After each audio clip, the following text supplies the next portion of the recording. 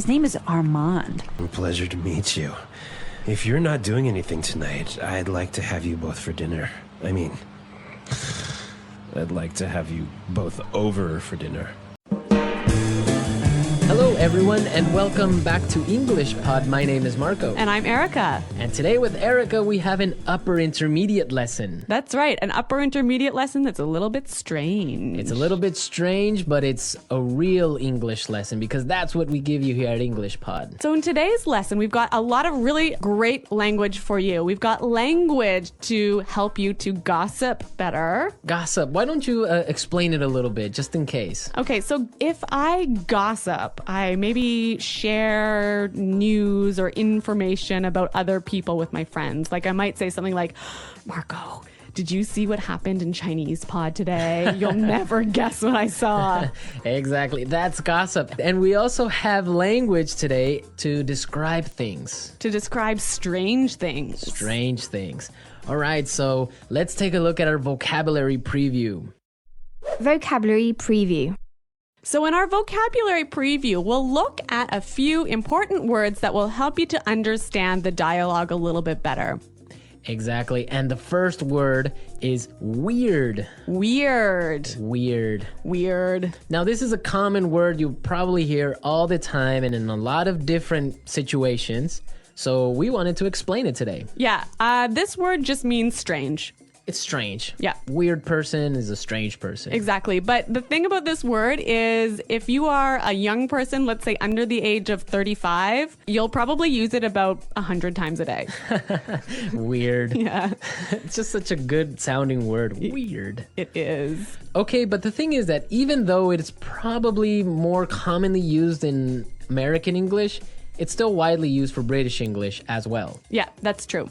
So, but maybe in British English you would say something like Odd. it's odd. Yeah. That's more common. Okay, let's look at our second word. Housewarming gift. Housewarming gift. Housewarming gift. Housewarming gift. Now, this is a cultural thing. It's really common in North America to give a housewarming gift to someone. Yeah, if I move into a new house, maybe some of my friends or family will bring a gift over to make my house a little bit more beautiful. So something like a photo frame or maybe a plant, or sometimes even like maybe a basket of pastries or something. Oh, okay. Well, yeah. I've never gotten one of those because Really? I don't have a home. Oh, where do you live? On the street? Well, I don't have my own home, so I have never gotten one of those. Okay. Okay, so we're ready now to listen to our dialogue. So we've got two housewives who are gossiping about what's going on in the neighborhood, and let's listen to what happens.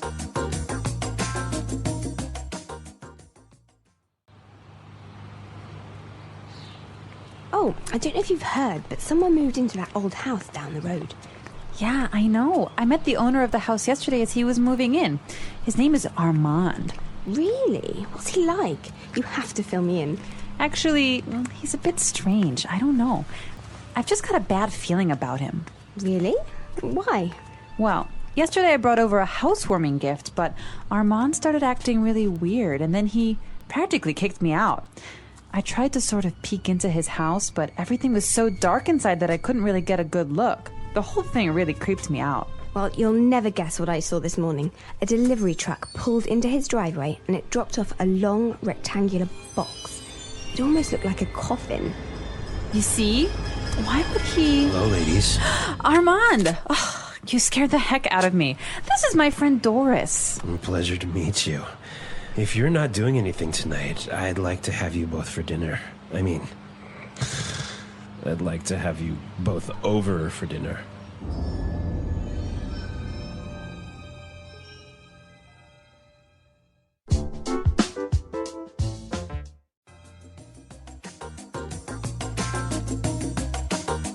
Ooh, that guy seems kind of weird. You can hear his voice is like a weird guy, right? Yeah. All right, let's take a look at our language takeaway and look at some of these great words.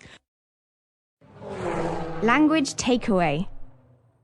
So our language takeaway focuses on several words from the dialogue that we feel are really important for you to know. Exactly, and we have 4 of them for you today. Why don't we look at the first one? Okay, so the first word is a bad feeling. bad feeling. A bad feeling. A bad feeling. So we've got a few examples that will help you to understand how this phrase works. Example 1. I don't like Kelly's new boyfriend. I've got a bad feeling about him. Example 2. It's so dark. We shouldn't be out here. I've got a bad feeling about this. Example 3. I've got a bad feeling about this trip. I feel like something's going to happen. Maybe we shouldn't go. Okay, so basically you think something bad is gonna happen. Yeah, you have a sort of uncomfortable feeling. Okay, that makes sense. I have a bad feeling about something. Exactly. Okay, let's look at our second word now. Kicked me out. Kicked me out. Kicked me out. Kicked me out. So when someone kicks you out, it's they force you to leave. You don't want to leave, but they force you to. Yeah. Marco, have you ever kicked someone out of your class? Yes, I have. Really? Yeah. If you misbehave in my class, you're kicked out. So you're pretty strict, huh? Well, sometimes I am. Okay. Okay. Also, maybe you've kicked your husband out of bed. I might have done that once or twice before. We'll have to ask him. I'm sure he has. All right. So that's what it means. You force someone to leave the house, leave the class, leave the bed. So kicked out of class, kicked out of the house, kicked out of bed. Exactly. Great. Let's look at our third word now. Creeped me out. Creeped me out. Creeped me out. Creeped me out. Now, this is a really common phrase. I like this phrase a lot, and we've got some examples for you to listen to help you understand this word a little bit better. Example 1.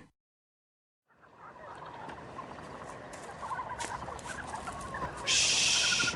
Did you hear that? Oh, I think I saw something. Stop it. You're really creeping me out. Example 2. This place really creeps me out. Let's get out of here. All right, well, I have a confession to make. I'm kind of creeped out by clowns. You are? Yes, I don't know. They're just creepy. They scare me. I don't know. Really? Yeah. So, what is it about clowns that scare you so much? I don't know. They're just white faces and weird paint. I don't know. It's just creepy. And the way they laugh. Oh, I don't know. No. Maybe you had a bad experience with clowns as a child. Probably. I watched a scary movie about clowns or something. Yeah. All right. So creeped me out basically means made me feel uncomfortable. Yes, it scares you. Yeah. Well, speaking of being scared, we have our final word for language takeaway, and it is scared the heck out of me. You scared the heck out of me. Scared the heck out of me. You got really scared. Yeah, I think this is a quite common way of saying, you really, really scared me. Yeah. Okay, we're ready to listen to our dialogue again. Now, try and see if you can catch all these phrases that we just talked about. Oh, I don't know if you've heard, but someone moved into that old house down the road. Yeah, I know. I met the owner of the house yesterday as he was moving in. His name is Armand. Really? What's he like? You have to fill me in. Actually, he's a bit strange. I don't know. I've just got a bad feeling about him. Really? Why? Well, yesterday I brought over a housewarming gift, but Armand started acting really weird, and then he practically kicked me out. I tried to sort of peek into his house, but everything was so dark inside that I couldn't really get a good look. The whole thing really creeped me out. Well, you'll never guess what I saw this morning. A delivery truck pulled into his driveway and it dropped off a long rectangular box. It almost looked like a coffin. You see? Why would he... Hello, ladies. Ah, Armand, you scared the heck out of me. This is my friend, Doris. A pleasure to meet you. If you are not doing anything tonight, I would like to have you both for dinner. I mean, I would like to have you both over for dinner.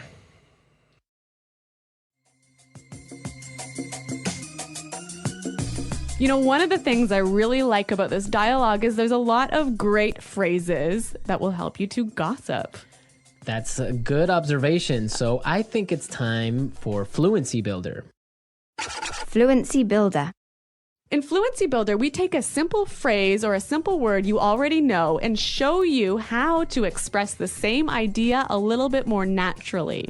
Okay, great. So let's take a look at our first item for Fluency Builder. So when you gossip with somebody, you often tell them news or information that they don't know already.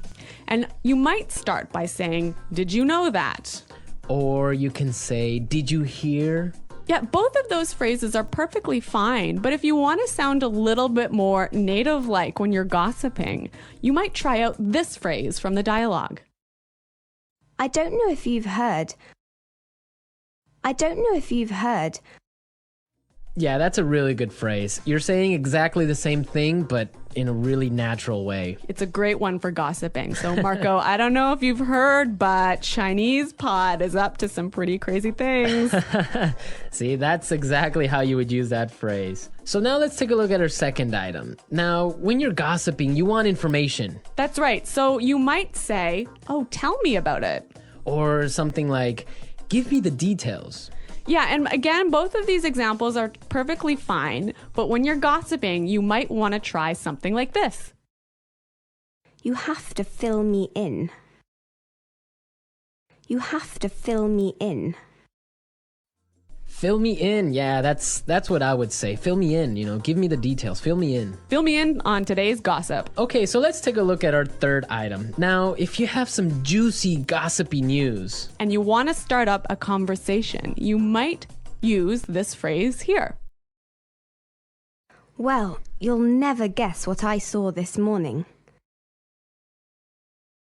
Well, you'll never guess what I saw this morning. that's a really good phrase. You can change it a little bit. You can say, "You'll never guess who I saw." Or "You'll never guess what I heard." Exactly. Very excellent gossip phrases.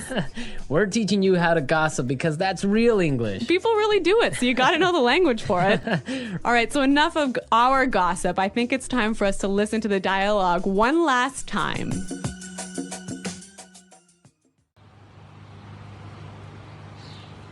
Oh, I don't know if you've heard, but someone moved into that old house down the road. Yeah, I know. I met the owner of the house yesterday as he was moving in. His name is Armand. Really? What's he like? You have to fill me in.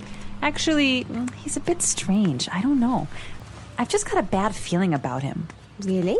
Why? Well, yesterday I brought over a housewarming gift, but Armand started acting really weird, and then he practically kicked me out.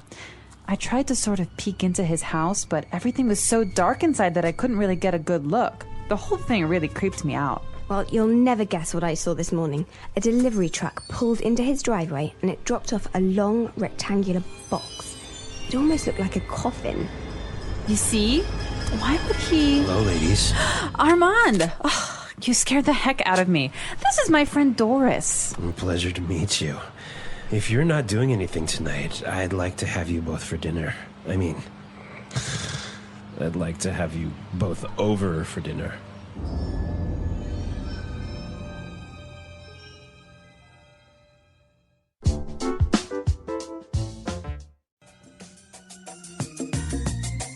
Okay, Marco, I have a true story for you. Is it kind of like a creepy story? It is a creepy story indeed. Is it a true story? No, it's really true. So Okay. when I was young, I used to live in the country.